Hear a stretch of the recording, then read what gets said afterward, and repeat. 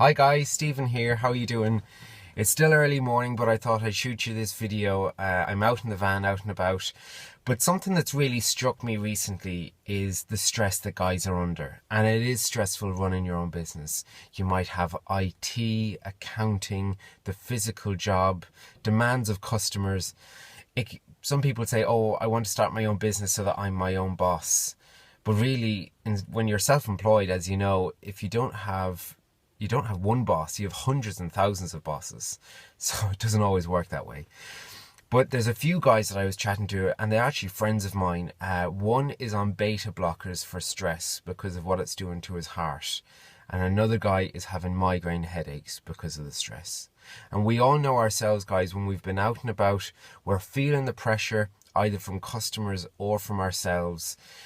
And we get into this hyper stress sort of zone where we have to try and get everything done. We're a bit manic. And guys, it's a really bad way to go through life. Like, what's the point in having a really successful business and having loads of customers, loads of money, vans, just everything the way that you want it to work, you stepping away from the business, if you're stressed out to the max? There's absolutely no point. And there's no point starting a business if you think it's not going to be stressful. Because, as you know, there's evening stuff, there's weekend stuff. It's so easy to get into your head and to get stressed about it. Are you stressed? Do you get stressed about your business? Well, if you don't get stressed, that's great. But there's so many guys out there at the moment that do get stressed, and they're letting it affect their health, their happiness, and it's really not worth it. Like, is it your own expectations? Do you have unrealistic targets for yourself? Like, if you stepped away from those unrealistic targets, would you actually get more done? And would you get more done in a happier way? Would your health improve, meaning you could do more and get better results? So a few tips for managing stress. And what I found really helpful for managing stress is not letting the customer's emergency be your emergency. We all get those, is there any way you can fit me in, emergency calls, or customers that ring and they're stressed out to the max because they haven't given enough notice and they want X, Y, and Z done yesterday. Guys, don't let that become your emergency. Have a bit of planning, have a bit of structure to your week. Maybe at the weekend or on Monday or on Sunday evening or whenever, sit down, do out a full schedule for the week of where you're going to be, what you're going to do, what your plan is. And sure, you can fit one or two small jobs in if somebody has an emergency. But in your own mindset, separate your mind from the customer's mind. So if the customer is stressed over anything, whether that's there was a window missed out, there was an area missed out, whether it's that they have an emergency something on, it doesn't have to be your emergency. Like, guys, be under no illusion. We're all friends with our customers. We get on great with our customers. We have great loyalty. But if we were to keel over and die in the morning, guys, they'd find somebody else in a heartbeat and they'd get on with that person. So look after yourself first. Don't book in extra people because it's their emergency if it's going to stress you out. Just breathe. And if you find yourself in the day being in that manic state of mind where you're rushing from one job to the next and time and rushing and people ringing and complaining, and just stop the van for 5 minutes. Just pull over, have a cup of tea, close your eyes, do some deep breathing and just relax yourself. Like, what's important? Like, there's the saying that wealth is what's left over when all your money would be taken away. So if everything is taken away from you, what have you got left? Well, you've got left yourself, your family, and what's important to you.